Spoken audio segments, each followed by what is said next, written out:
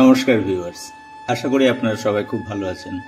আপনাদের সকলের সুস্বাস্থ্য কামনা করে আজকে ব্লগ শুরু করছি। ভিউয়ার্স, এই মুহূর্তে আমি যেখানে দাঁড়িয়ে আছি সেই জায়গাটার নাম নৃসিংহপুর চুনি পোতা। এই জায়গাটা কৃষ্ণনগর থেকে নবদ্বীপ যাওয়ার রাস্তায়। আমি আজকে যাচ্ছি পূর্ব বর্ধমান জেলার পূর্বস্থলীতে। সেখানে চুপির চর একটা খুব সুন্দর জায়গা, তবে শীতকালে চুপির চর সবচেয়ে ভালো যাওয়ার জন্য সময়, কারণ এই সময়ে প্রচুর পরিযায়ী পাখি এখানে আসে। তবে আমি দেখতে চাইছি বর্ষাকালে চুপির চরের রূপ কেমন হয়।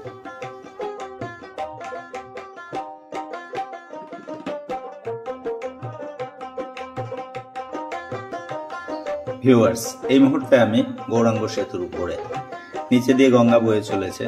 কৃষ্ণনগর থেকে নবদ্বীপ যাওয়ার পথে আপনারা এই গৌরাঙ্গ সেতু পাবেন।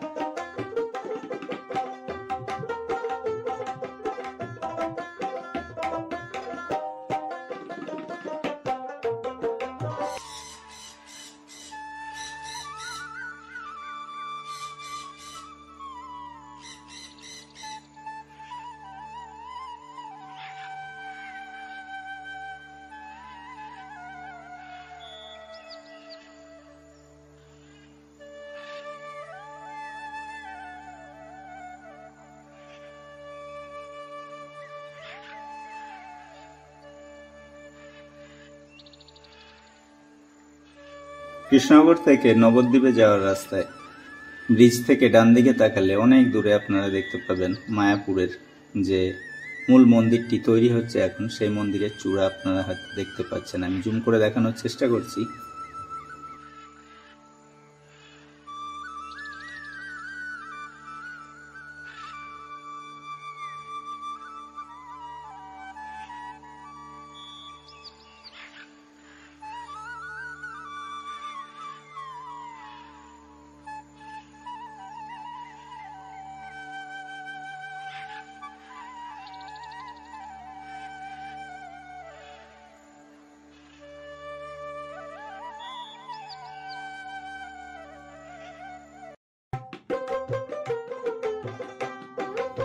ভিউয়ার্স, এই মুহূর্তে আমি পূর্ব বর্ধমানের পূর্বস্থলী এই জায়গাটার নাম কাষ্ঠশালী।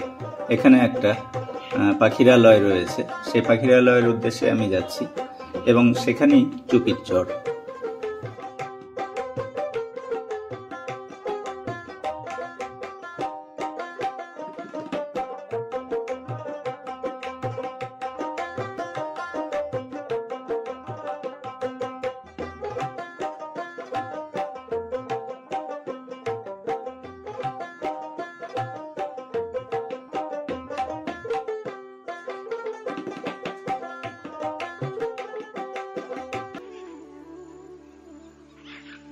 ভিউয়ার্স, আমি আগেই উল্লেখ করেছি চুপির চরে আসার জন্য সবচেয়ে ভালো সময় হচ্ছে শীতকাল, কারণ হাজার হাজার পরিযায়ী পাখি এই সময় এখানে আসে এবং এখানে বেশ কিছু রিসর্ট আছে, আপনারা সেখানেও থাকতে পারেন এবং এখানে নৌকা করে ঘুরে দেখতে পারেন।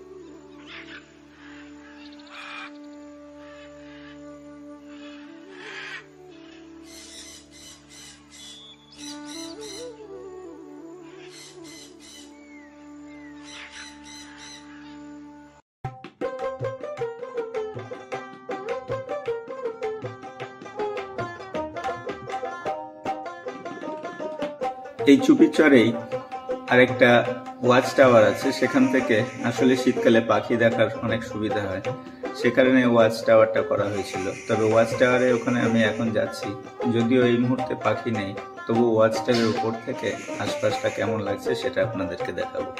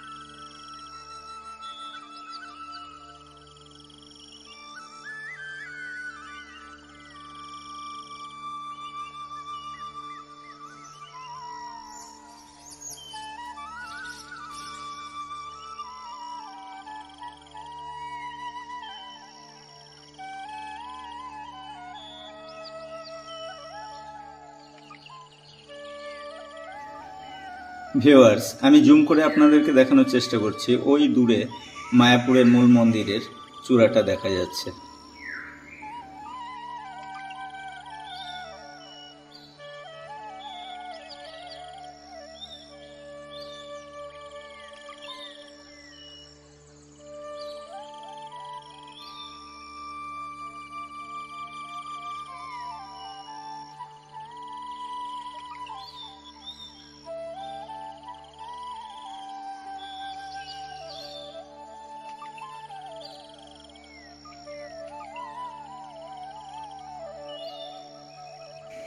বন্ধুরা, এই মুহূর্তে আমি কাষ্ঠশালী পাখিরালয় থেকে একটু দূরেই গঙ্গাধারে আরেকটা সুন্দর গ্রাম, সেই গ্রামে রয়েছি। গ্রামের নাম রাধারচর।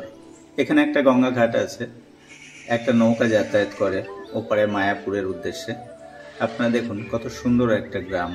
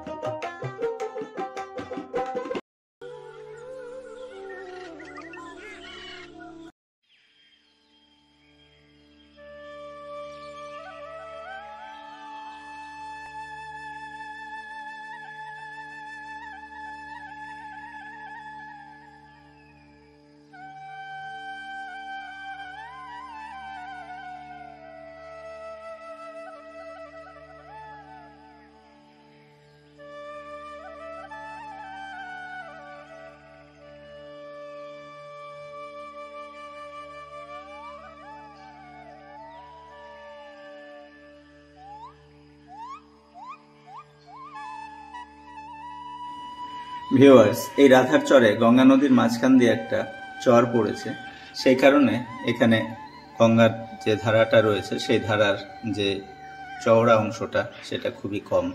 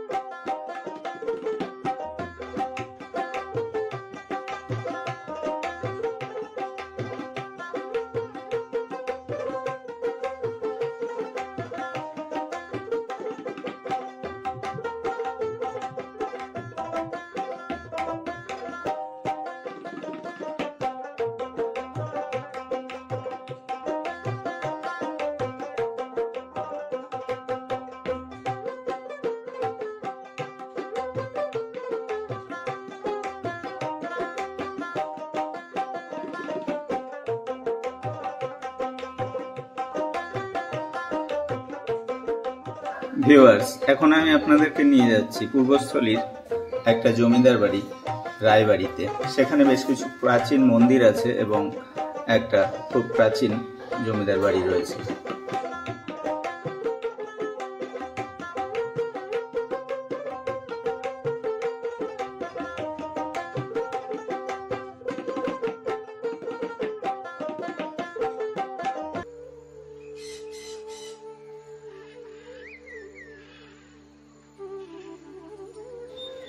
বন্ধুরা, এখন আপনারা যে মন্দিরটা দেখতে পাচ্ছেন এটা রাধাকৃষ্ণ মন্দির এবং তার পাশে এই মন্দিরটা, এটা শিব মন্দির।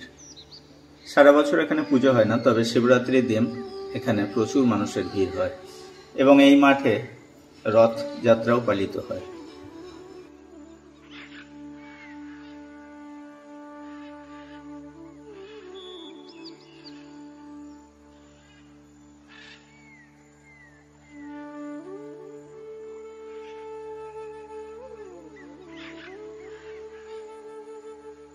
ভিউয়ার্স, আমি অত্যন্ত দুঃখিত যে পূর্বস্থলীর এই রায়বাড়ি অর্থাৎ এই জমিদার বাড়ি এবং মন্দিরগুলো সম্পর্কে খুব বেশি তথ্য আমি সংগ্রহ করতে পারিনি, সেই কারণে আমাকে ক্ষমা করে দেবেন।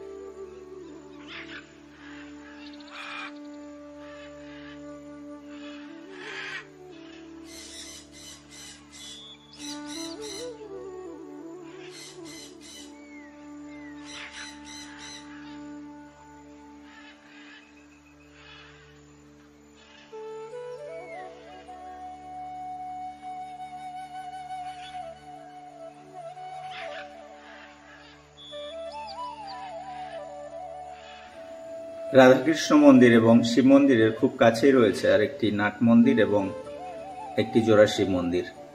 এখানে আরেকটি মন্দির আছে, সেখানে নিত্য পূজার আয়োজন করা হয়।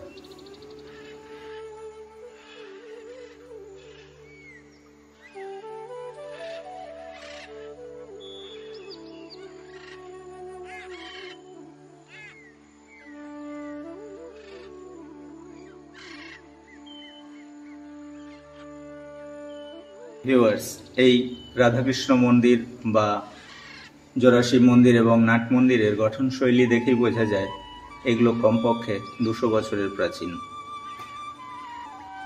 ভিউয়ার্স, আজকের মতো ব্লগটা এখানেই শেষ করছি। নমস্কার।